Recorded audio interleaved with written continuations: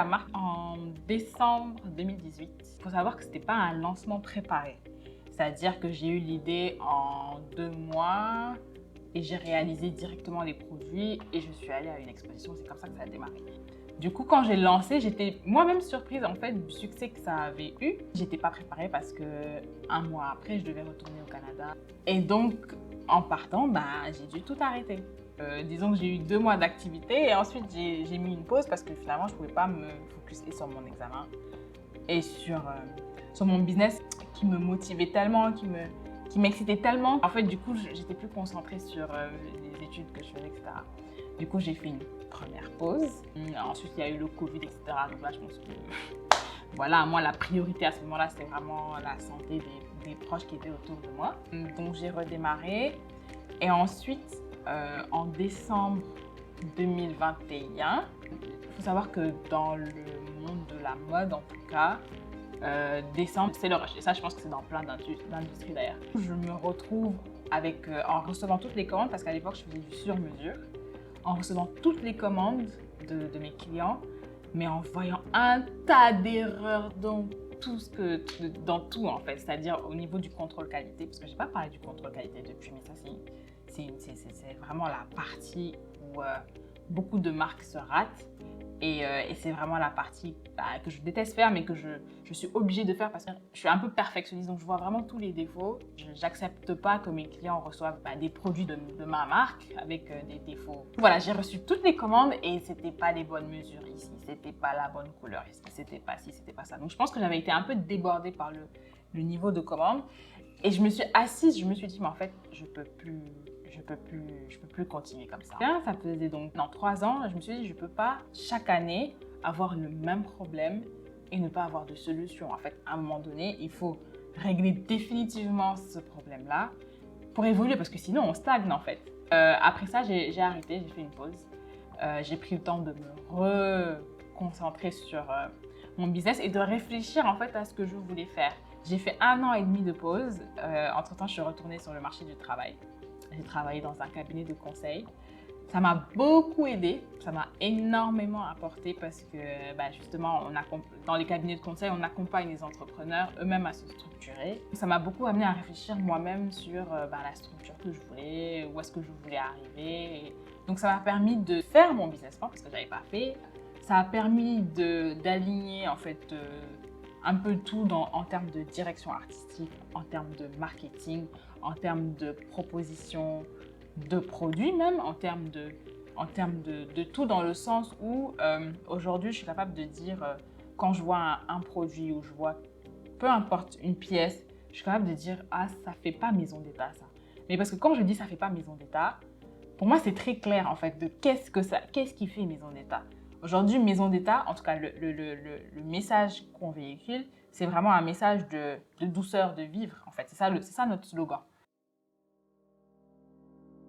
En termes de marketing, de façon générale, c'est toujours fait de façon spontanée. Quand on a des pièces qui sortent, on essaie de se surpasser dans le sens où s'il y a quelque chose qu'on a réussi à faire jusqu'à présent, c'est de se positionner. Notre objectif, c'est toujours d'impressionner à chaque fois le public à chacune de nos sorties. C'est vraiment pas facile. Parce qu'à chaque fois, on a l'impression qu'on a fait le maximum, mais on arrive à se renouveler, en tout cas à date. Mais c'est de plus en plus difficile, en tout cas. Après, la chance qu'on a, c'est qu'on est sur les réseaux sociaux, on voit beaucoup de choses. Et justement, notre approche, c'est qu'on se dit qu'on peut faire du contenu qui est au même niveau que les marques qui sont internationales et qui sont partout, qui sont à l'étranger. Je parle des plus grandes marques. Et aujourd'hui, on est à Dakar, donc l'idée, c'est de se dire qu'on peut faire du contenu d'aussi bonne qualité ici.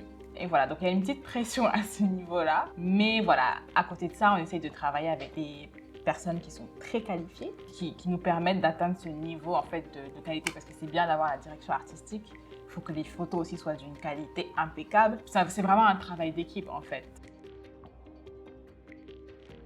Au départ, forcément, on essaie de tout faire nous-mêmes parce qu'on n'a pas forcément toutes les ressources pour engager d'autres personnes. Mais avec du recul, ce que j'ai appris en tout cas, c'est que chacun a son expertise. Il faut laisser chacun faire son expertise et avec ça, on va toujours plus loin et plus rapidement. Alors, faire très attention à l'image de la marque. Moi, je trouve que ça, c'est hyper important. C'est-à-dire une petite action peut vraiment détruire l'image de la marque. Malheureusement, beaucoup ne prennent pas ça au sérieux, peut-être parce qu'elles n'en ont pas besoin. Mais à un moment donné, je pense que quand on vise à n'être que sur le marché sénégalais, ça peut fonctionner. Mais quand on vise l'international, malheureusement, ça a des limites. Le contrôle qualité, c'est hyper important. Mais ça, je pense que c'est évident.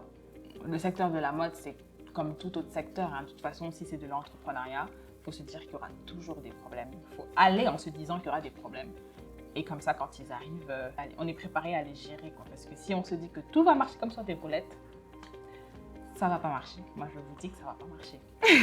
et aussi, c'est important d'avoir une ligne bien définie sur ce que vous faites, pourquoi vous le faites, pour qui, comment. Je pense que c'est important parce que ça vous permet de prendre des décisions assez rapidement. Je sais que pendant longtemps, la production a été un problème. Comme tout le design, je pense que la production, c'est un des 2 premiers problèmes. Donc, c'est pas évident d'avoir une production qui suit le niveau de qualité auquel, en tout cas, j'aspire à être. Et voilà, qui respecte le niveau de qualité, les délais. Aujourd'hui, je pense que c'est un problème que j'ai réussi à dompter. Pour le moment, en tout cas. Du coup, c'est de trouver le fournisseur idéal pour chaque matière première, que ce soit le tissu, le cuir, qui vont me permettre d'avoir ces matières premières en quantité illimitée, disons. Au départ, je n'équilibrais pas. Quand tu vis ta passion, c'est très difficile de faire un break parce que tu es tellement dans l'excitation, tu es dans une euphorie là et tu veux pas que ça s'arrête. Maintenant, j'ai réussi à m'organiser de telle sorte à ce que le week-end, déjà, je bosse pas. Le message que je véhicule, qui est la douceur de vivre, il faut que je vive la douceur de vivre. Donc, ça fait que forcément, il faut que je profite de la vie aussi.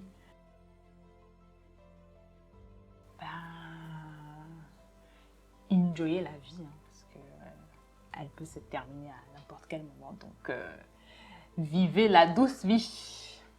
Tout ce que j'ai à dire.